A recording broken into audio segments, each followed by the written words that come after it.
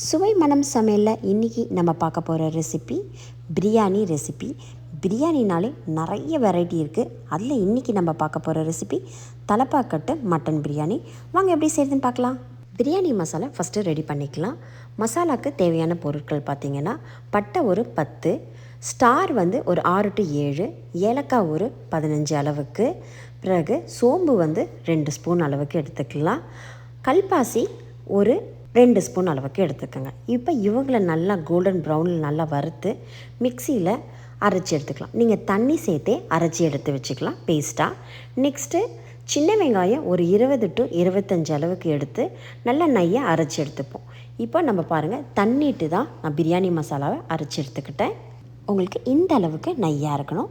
இப்போ next step, நம்ம ஒரு பெரிய பேனில், அதாவது நான் பிரியாணி பேன் ஒரு பெருசாக வச்சுருக்கேன், அந்த பேனில் 1/4 கப்பு அளவுக்கு எண்ணெய், 1/4 கப்பு அளவுக்கு நெய் ரெண்டுமே சேர்த்துட்டு, தாளிப்புக்கு பட்டை, ஸ்டாரு, ஏலக்காய், சோம்பு. பட்டை ஒரு 2, ஸ்டார் ஒரு 3, ஏலக்காய் ஒரு 4, பிறகு சோம்பு ஒரு 1/2 ஸ்பூன் அளவுக்கு சேர்த்துட்டு 450 கிராம் அளவுக்கு பெரிய வெங்காயத்தை நான் சேர்த்துருக்கேன். இப்போ நம்ம அரைச்சி வச்சுருக்க சின்ன வெங்காயம் பேஸ்ட்டு சேர்த்து நல்லா இது மாதிரி வதக்கி எடுத்துக்கோங்க. இப்போ பாருங்கள், கோல்டன் ப்ரௌன் கலரில் ஆகிடுது. இந்த டைமில் உரிச்ச பூண்டு ஒரு 100 கிராம் அளவுக்கு ஆட் பண்ணிக்கோங்க. 100 கிராம் அளவுக்கு முந்திரியும் ஆட் பண்ணிக்கோங்க. இப்போ ரெண்டுமே நல்லா சேர்த்து மிக்ஸ் பண்ணிக்கலாம். ஃப்ரெஷ்ஷாக அரைச்ச இஞ்சி பூண்டு விழுது டேபிள் ஸ்பூன் அளவுக்கு 2 டேபிள் ஸ்பூன் அளவுக்கு ஆட் பண்ணிக்கிறேன். நல்லா மிக்ஸ் பண்ண பிறகு அரைக்கட்டு புதினாவை நல்லா வாஷ் பண்ணி இதில் ஆட் பண்ணிக்கோங்க. இப்போ புதினா சேர்த்த பிறகு லைட்டாக மிக்ஸ் பண்ணிவிட்டு, பச்சை மிளகா காரத்துக்கு ஒரு 10 பச்சை மிளகா எடுத்திருக்கேன், இவங்களையும் சேர்த்து வதக்கிக்கலாம். இப்போது 1 ஸ்பூன் அளவுக்கு மஞ்சப்பொடி, 2 டேபிள் ஸ்பூன் அளவுக்கு மல்லிப்பொடி, நம்ம அரைச்சி வச்சுருக்கிற பிரியாணி மசாலா விழுதியும் ஆட் பண்ணிப்போம். எல்லா விழுதியும் நம்ம ஆட் பண்ணிக்கலாம். பிறகு இப்போது ரெட் சில்லி பவுடர், நீங்கள் ரொம்ப காஷ்மீரிலாம் போட தேவையில்ல, நார்மலாக இருக்கிற ரெட் சில்லி பவுடர் ஒரு டேபிள் ஸ்பூன் அளவுக்கு, உப்பு 2 டேபிள் ஸ்பூன் அளவுக்கு. நான் 1 கிலோ பிரியாணி பண்ணுறேன், ஸோ அதனால் நான் 2 டேபிள் ஸ்பூன் அளவுக்கு உப்பு சேர்த்துருக்கேன். 1/4 கப்பு அளவுக்கு தயிர், ஒரு பெரிய லெமன் சைஸ் அளவுக்கு பிழிஞ்சு எடுத்து நான் அதையும் ஆட் பண்ணியிருக்கேன். இப்போ நல்லா நம்ம மிக்ஸ் பண்ணலாம். ஒரு லிட்டு போட்டு க்ளோஸ் பண்ணி 5 minutes எல்லாமே நல்லா வதங்கட்டும். வதங்கின பிறகு அரைக்கட்டு கொத்தமல்லி தாழை பொடியாக நறுக்கி அதையும் ஆட் பண்ணிக்கலாம். இப்போது மட்டனை நம்ம ஆட் பண்ணிக்கலாம். மட்டன் வேகும் போது உப்பும் மஞ்சள் பொடியும் சேர்த்து மட்டும் தான் வேக வச்சேன். 1 கிலோ நான் பிரியாணி பண்ணுறேன், ஸோ கரெக்டாக நான் 1 கிலோ மட்டன் ஈக்குவலாக ஆட் பண்ணுறேன். இப்போ சூப்பு தண்ணியும் நம்ம ஆட் பண்ணிக்கலாம். மட்டன் வேக வைக்கும் போதே தண்ணி நான் எக்ஸ்ட்ராவே ஆட் பண்ணியிருந்தேன். இப்போது நல்லாவே கொதிக்கிட்டோம். தண்ணி பதம் பார்த்திங்கன்னா ஒரு 800 ml கிட்ட இருக்கும், கரெக்டாக இருக்கும் இந்த வாட்டர் நமக்கு. நான் வேக வைக்கும் போதே சூப்பு தண்ணி எக்ஸ்ட்ராவே போட்டிருந்தேன், ஸோ அதனால் உங்களுக்கு தண்ணி நான் எதுவும் எக்ஸ்ட்ரா ஆட் பண்ணல. இப்போ ரைஸையும் நம்ம ஆட் பண்ணிக்கலாம்.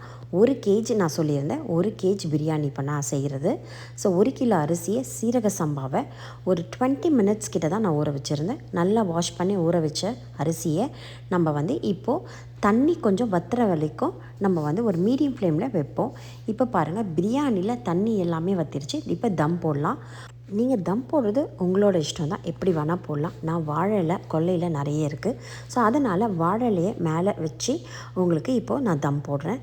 வாழை இலை இல்லைன்னா நீங்கள் ஒரு ஃபாயில் ஷீட் போட்டு நல்லாவே வெயிட் கொடுங்க. கேஸையும் சிம்மில் வச்சுருங்க. இப்போ நம்ம எல்லாமே கரெக்டாக செட் பண்ணியாச்சு. எக்ஸாக்டாக பார்த்திங்கன்னா 20 minutes நான் டைமர் வச்சுருக்கேன்.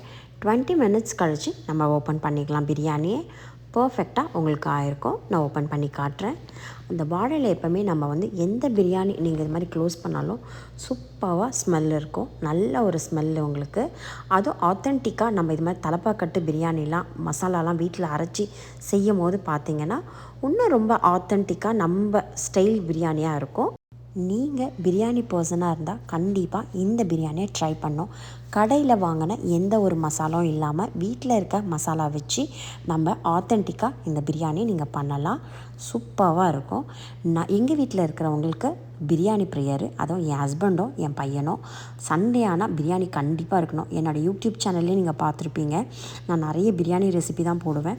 ஏன்னா எவ்ரி சண்டே ஆல்டர்னேட் சண்டேனா இருக்கணும்னு பார்ப்பேன், ஆனால் most of the Sunday biryani தான் கேட்பாங்க, அதனால் அவங்களுக்காக நான் பண்ணிவிடுவேன். ஸோ இன்றைக்கி எங்கள் வீட்டு ஸ்பெஷலில் பார்த்திங்கன்னா தலப்பாக்கட்டு மட்டன் பிரியாணி. நீங்கள் கடையிலெல்லாம் பிரியாணி பேக்கெட் வாங்கி சமைக்கிறவங்களா, அப்போது இனிமேல் ஸ்டாப் பண்ணிவிடுங்க. இது மாதிரி பிரியாணி ட்ரை பண்ணி பாருங்கள், உங்களுக்கு கண்டிப்பாக பிடிக்கும். வீட்டிலேயே நம்ம இருக்கிற பொருளை வச்சு ஈஸியான பிரியாணி ரெசிபி. உங்களுக்கு இந்த ரெசிபி பிடிச்சிருந்துச்சுன்னா மறக்காமல் லைக் பண்ணுங்கள், கமெண்ட் செக்ஷனில் சொல்லுங்கள், சப்ஸ்கிரைப் பண்ணுங்கள், ஃப்ரெண்ட்ஸ் அண்ட் ஃபேமிலிக்கும் ஷேர் பண்ணுங்கள். ஆரோக்கியமாக சாப்பிட்டு சந்தோஷமாக இருங்க. Thank you so much.